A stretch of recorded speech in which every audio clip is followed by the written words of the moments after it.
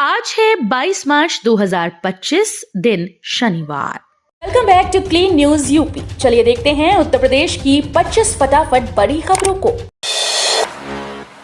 बिना ब्याज 5 लाख लोन के लिए 3 लाख रजिस्ट्रेशन, 33,000 को मिल गया कर्जा। उत्तर प्रदेश के मुख्यमंत्री योगी आदित्यनाथ ने शुक्रवार को कहा कि युवा उद्यमी विकास अभियान के तहत बिना ब्याज 5 लाख तक लोन के लिए अब 3 लाख से अधिक युवा उद्यमियों के पंजीकरण हो चुके हैं और 32,000 से अधिक युवाओं को ऋण स्वीकृत हो चुका है। योगी आदित्यनाथ ने शुक्रवार को यहां मुख्यमंत्री युवा उद्यमी विकास अभियान के अंतर्गत अयोध्या मंडल के सभी जिलों से आए युवाओं के ऋण वितरण कार्यक्रम को संबोधित करते हुए कहा कि ये ऋण व्यवसाय को आगे बढ़ाने में युवाओं का संबल बनने के लिए स्वीकृत किया गया है। पीएम आवास योजना को लेकर आया बड़ा अपडेट। यूपी के लोगों को जल्द मिलेगा तोहफा। प्रधानमंत्री आवास योजना ग्रामीण में छूटे लोगों के सर्वे का कार्य लगातार जारी है। जिले में अब तक 16,000 से अधिक परिवारों का सर्वे किया जा चुका है। जल्दी ही इन परिवारों के सत्यापन कर सूची शासन को भेजी जाएगी। इसके बाद केंद्र सरकार इन परिवारों को लाभान्वित करेगी। कच्ची टपकती छत और जर्जर दीवारों के मकानों से आज भी लोगों का पीछा नहीं छूटा है। प्रधानमंत्री आवास योजना शहर व ग्रामीण योजना में मकान बनाने के लिए केंद्र सरकार के द्वारा आर्थिक सहयोग दिया जा रहा है। राम मंदिर के लिए सत्ता भी गंवानी पड़े तो कोई समस्या नहीं, अयोध्या में बोले सीएम योगी। उत्तर प्रदेश के मुख्यमंत्री योगी आदित्यनाथ ने शुक्रवार को अयोध्या में हनुमानगढ़ी और रामलला का भव्य दर्शन और पूजन किया। राम मंदिर में पुजारियों ने योगी आदित्यनाथ को तिलक लगाकर एवं अंग वस्त्र प्रदान कर उनका स्वागत किया। इस दौरान सीएम योगी ने कहा कि उनकी 3 पीढ़ियां श्री राम जन्मभूमि आंदोलन के लिए समर्पित थीं। राम मंदिर के लिए अगर सत्ता भी गंवानी पड़े तो कोई समस्या नहीं होनी चाहिए। सिंचाई में क्रांति लाएगा ये खास सोलर पंप, यूपी सरकार दे रही भारी सब्सिडी। बुंदेलखंड के बांदा के किसानों के लिए खुशखबरी भरी खबर है। अब खेतों की सिंचाई के लिए बिजली और डीजल पर निर्भर रहने की जरूरत नहीं पड़ेगी। लघु सिंचाई विभाग ने किसानों की सुविधा के लिए ट्रॉली माउंटेड सोलर पंप योजना शुरू की है, जिससे सिंचाई न सिर्फ आसान होगी बल्कि लागत भी कम आएगी। ओएमआर शीट पर स्नातक लिखित रूप में होगी परास्नातक की परीक्षाएं। डॉक्टर भीमराव अंबेडकर विश्वविद्यालय में राष्ट्रीय शिक्षा नीति के तहत संचालित स्नातक स्तर की बीए, बीकॉम, बीएससी की परीक्षाएं ओएमआर शीट पर होंगी। स्नातकोत्तर स्तर की एमए, एमकॉम, एमएससी की परीक्षाएं लिखित मोड में कराई जाएंगी। ये निर्णय विश्वविद्यालय की परीक्षा समिति की बैठक में लिया गया। योगी सरकार के 8 साल पूरे होने, सभी जिलों में मनेगा जश्न, 3 दिन तक होंगे कार्यक्रम। योगी सरकार के 8 साल पूरे होने पर यूपी के सभी 75 जिलों में जश्न मनाया जाएगा। 3 दिन 25 से 28 मार्च तक विविध कार्यक्रम आयोजित किए जाएंगे। मुख्य सचिव मनोज कुमार सिंह ने इसको लेकर आदेश जारी कर दिए हैं। मुख्य सचिव ने कहा कि सभी कार्यक्रमों को केंद्र सरकार की 10 वर्ष की उपलब्धियों से जोड़कर यूपी भारत सरकार का ग्रोथ इंजन की थीम को केंद्र में रखते हुए भव्यता के साथ आयोजित कराया जाए। यूपी के कृषि विश्वविद्यालयों में शुरू किए जाएंगे नए कोर्स। नई शिक्षा नीति के तहत कृषि के बदलते परिदृश्य के आधार पर प्रदेश के कृषि विश्वविद्यालयों में नए कोर्स शुरू किए जाएंगे। सरकार ने इसके लिए सैद्धांतिक सहमति प्रदान की है। इसके तहत कृषि कानून, कृषि पत्रकारिता, corporate communication, soft skill development तथा ग्रामीण विकास के नए कोर्स शुरू किए जाने का प्रस्ताव है। अब लर्निंग डीएल के लिए आरटीओ कार्यालय के नहीं लगाने होंगे चक्कर। यूपी परिवहन विभाग की सभी ऑनलाइन सेवाओं का फायदा अब प्रदेश के 1.5 लाख से अधिक जन सुविधा केंद्रों से भी उठाया जा सकेगा। लर्निंग लाइसेंस व कई अन्य सुविधाओं की ऑनलाइन आवेदन के लिए सिर्फ 30 रुपए शुल्क इन केंद्रों पर देना होगा। अभी तक साइबर कैफे संचालक व दलाल ऑनलाइन आवेदन के लिए मनमानी रकम वसूल रहे थे। योगी सरकार की इस नई पहल से लोगों को आरटीओ कार्यालय के चक्कर नहीं लगाने होंगे। नोएडा एयरपोर्ट से पहली उड़ान की डेट फाइनल, इमरजेंसी प्लान पर शुरू हुआ mission move. Noida international airport पर आपातकालीन तैयारियों की समीक्षा के लिए जिला प्रशासन ने बैठक की। विभिन्न विभागों और एजेंसीज के समन्वय पर चर्चा हुई। अप्रैल 2025 से घरेलू उड़ानें शुरू होने की संभावना है। यूपी के मेरठ में बागेश्वर बाबा की कथा के लिए हुआ भूमि पूजन। यूपी के मेरठ जागृति विहार एक्सटेंशन में 25 मार्च को होने वाली बागेश्वर धामाचार्य धीरेन्द्र कृष्ण शास्त्री की हनुमंत कथा के लिए आयोजकों ने कथा स्थल पर भूमि पूजन कराया। पंडित संजय त्रिपाठी ने विधि विधान से पूजन कराया। प्रयागराज महाकुंभ से लाए गए गंगा जल का पूजा अर्चना में प्रयोग किया गया। 110 अवैध मदरसे सील, बड़ी कार्रवाई से खलबली। अवैध मदरसों के खिलाफ सरकार का एक्शन जारी है। प्रशासन और पुलिस टीम ने उत्तराखंड के यूसेन नगर में 16 अवैध मदरसे सील किए। रुद्रपुर में प्रशासन, शिक्षा विभाग, अल्पसंख्यक विभाग और पुलिस की टीम ने संयुक्त रूप से 4 मदरसों को सील किया। किच्छा में 8 मदरसों को सील किया गया। चले अभियान में कुल 33 मदरसे सील किए गए। यूसेन नगर में जिले में अब तक 3 दिन के अभियान में 49 मदरसों को सील किया जा चुका है।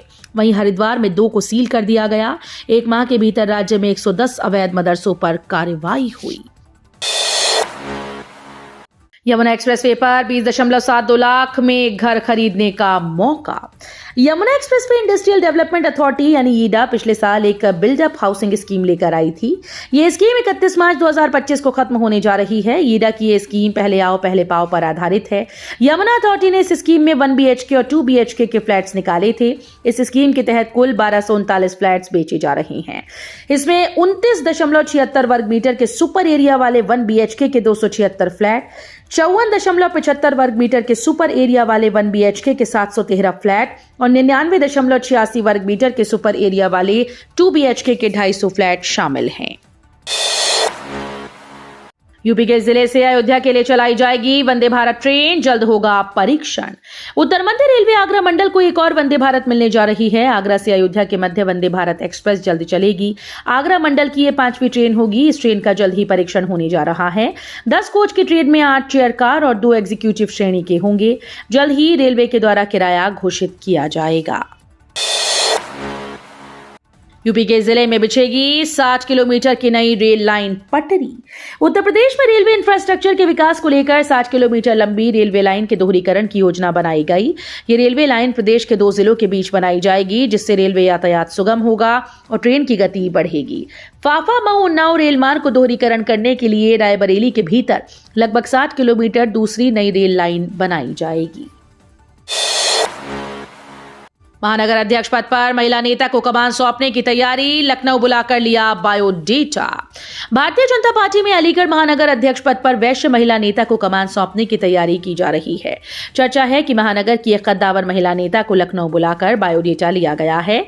इसके पीछे का बड़ा कारण बताया जा रहा है कि यदि स्थानीय स्तर पर नामांकन करने वालों के नामों पर आम सहमति नहीं बनती है तो प्रदेश नेतृत्व अपने स्तर से निर्णय लेकर महानगर अध्यक्ष की घोषणा करेगा। इससे प्रदेश स्तर पर महिलाओं की भागीदारी भी बढ़ाई जा सकेगी। धार्मिक पर्यटन का हब बनी अयोध्या। रामलला को 4 माह में 2 किलो सोना और 83 किलो चांदी का चढ़ावा। रामनगरी अयोध्या धार्मिक पर्यटन का हब बन चुकी है। रामलला के दरबार में रोजाना 1 लाख से अधिक श्रद्धालु दर्शन पूजन को पहुंच रही हैं। श्रद्धालु रामलला को भक्तिभाव से निधि भी समर्पित करते हैं। बहुत से श्रद्धालु सोना, चांदी व अन्य धातुओं का भी समर्पण करते हैं। पिछले 4 माह में रामलला को 83.333 किलोग्राम चांदी व 2.371 किलोग्राम सोना प्राप्त हो चुका है। वाराणसी में कोविड जैसे लक्षण, मुंह में खाने का स्वाद नहीं समझ में आ रहा है। 4-5 दिन से बुखार और खांसी हो रही है। दवा खाने के बाद भी बहुत राहत नहीं मिल रही। बीपी अनियंत्रण की वजह से घबराहट हो रही है। इन दिनों अस्पतालों में आने वाले मरीजों में इस तरह की समस्या देखने को मिल रही है। मरीजों की स्क्रीनिंग में जिस तरह से डॉक्टर को लोग लक्षण बता रहे हैं, डॉक्टर के अनुसार लोगों में कोविड जैसे लक्षण फिर से दिखने लगे हैं। ऐसे में लोगों से सेहत के प्रति सतर्क रहने की सलाह दी जा रही है। IAS अभिषेक प्रकाश मामले में अखिलेश यादव ने भाजपा पर साधा निशाना, बोले सब मिल बांट करें बंटाधार। समाजवादी पार्टी के राष्ट्रीय अध्यक्ष अखिलेश यादव ने IAS अधिकारी अभिषेक प्रकाश के मामले को लेकर भारतीय जनता पार्टी पर निशाना साधा। उन्होंने कहा कि भाजपा को अपने सबका साथ सबका विकास नारे में संशोधन कर इसे सब मिल बांट करे बंटाधार कहना चाहिए। जब बंटवारा सही से नहीं होता तो किसी के जमा किए 50 करोड़ चोरी हो जाते हैं और कोई गिरफ्तार हो जाता है। यूपी में पर्यटन को नई उड़ान, 14 प्रमुख होटल्स का होगा निजीकरण और उन्नयन। उत्तर प्रदेश सरकार राज्य के पर्यटन को वैश्विक स्तर पर उन्नत बनाने के लिए एक बड़ा कदम उठा रही है। मुख्यमंत्री योगी आदित्यनाथ के विजन को मिशन मानते हुए उत्तर प्रदेश राज्य पर्यटन विकास निगम लिमिटेड ने प्रदेश के 14 प्रमुख राही पर्यटक आवास गृहों को अंतर्राष्ट्रीय मानकों के अनुरूप संचालित करने की प्रक्रिया शुरू कर दी। ये कदम पर्यटकों को उच्च स्तरीय सुविधाएं उपलब्ध कराने और पर्यटन क्षेत्र में राजस्व वृद्धि को बढ़ावा देने के लिए उठाया गया है। वाराणसी में जमीन के सर्कल रेट में संशोधन, चल रहा सर्वे। शहर में जमीनों के सर्कल रेट की विसंगतियां दूर होंगी, इसके लिए जमीन के सर्वे का काम चल रहा है। खास तौर से हाईवे और सड़क किनारे की जमीनों पर फोकस किया जा रहा है। 31 मार्च तक सर्वे की रिपोर्ट जिलाधिकारी एस राजलिंगम को भेजी जाएगी। सर्कल रेट की विसंगतियों को दूर करने के लिए सर्वे कराया जा रहा है।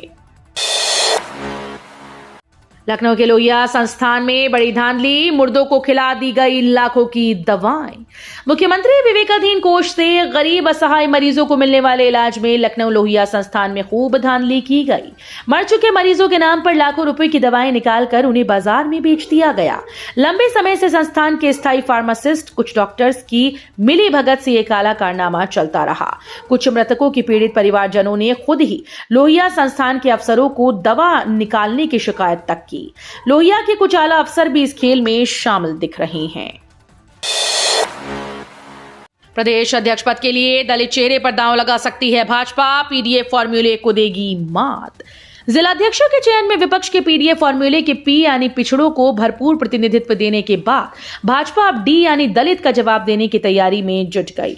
इसके लिए पार्टी नेतृत्व प्रदेश अध्यक्ष के चयन में दलित चेहरे पर दांव लगा सकता है। ऐसे कई नामों पर मंथन भी शुरू कर दिया गया है। भाजपा का मानना है कि जनसंघ से लेकर अब तक प्रदेश में एक बार भी दलित अध्यक्ष नहीं रहा। इन 3 शहरों में पड़ेगी भीषण गर्मी, रेड लाइट पर लगेगी green net, heat wave action plan launch. मार्च में ही पारा 34 डिग्री सेल्सियस तक पहुंच गया। अप्रैल और मई के बाद जून में ये 45 से 48 डिग्री सेल्सियस तक पहुंच जाता है। लू के थपेड़ों और सूरज की तपिश से हर कोई बेहाल रहता है। हीट वेव के कारण मृत्यु दर में बढ़ोतरी हो जाती है। इसको कम करने के लिए सरकार ने 3 जिलों आगरा, लखनऊ और झांसी में heat wave action plan launch किया। आज से शुरू होगा क्रिकेट का सबसे बड़ा मेला, 65 दिन 10 टीम्स करेंगी खेला। आखिरकार इंडियन प्रीमियर लीग का 18वां सीजन यानी आईपीएल 2025 आ ही गया। आज को पहला मैच खेला जाएगा जिसमें कोलकाता नाइट राइडर्स और रॉयल चैलेंजर्स आमने सामने होंगे। हर बार की तरह इस बार भी सीजन के सबसे पहले मैच से पूर्व ओपनिंग सेरेमनी में बड़े सितारे जलवा बिखेरेंगे। रिकॉर्ड बनने और टूटने का सिलसिला चलता रहेगा। 18वां सीजन कई अन्य कारणों से भी खास रहने वाला है। जस्टिस यशवंत वर्मा का स्थानांतरण इलाहाबाद हाईकोर्ट करने पर भड़का एचपीसीए, कहा हम कूड़ा घर नहीं। इलाहाबाद हाईकोर्ट बार एसोसिएशन ने दिल्ली हाईकोर्ट के न्यायमूर्ति यशवंत वर्मा का स्थानांतरण इलाहाबाद हाईकोर्ट किए जाने पर कड़ी नाराजगी जाहिर की। बार एसोसिएशन ने पत्र जारी कर कहा कि हम कोई कूड़ा घर नहीं। बार ने कहा कि समाचार पत्रों के माध्यम से पता चला कि दिल्ली में न्यायमूर्ति के घर में लगी आग को बुझाने के दौरान लगभग 15 करोड़ रुपए मिले। सुप्रीम कोर्ट ने मामले का संज्ञान लेते हुए न्यायमूर्ति का स्थानांतरण इलाहाबाद हाईकोर्ट कर दिया है। तो ये थी आज की 25 फटाफट बड़ी खबरें। अगर आपको न्यूज पसंद आई हो तो वीडियो को लाइक और शेयर जरूर करें। धन्यवाद।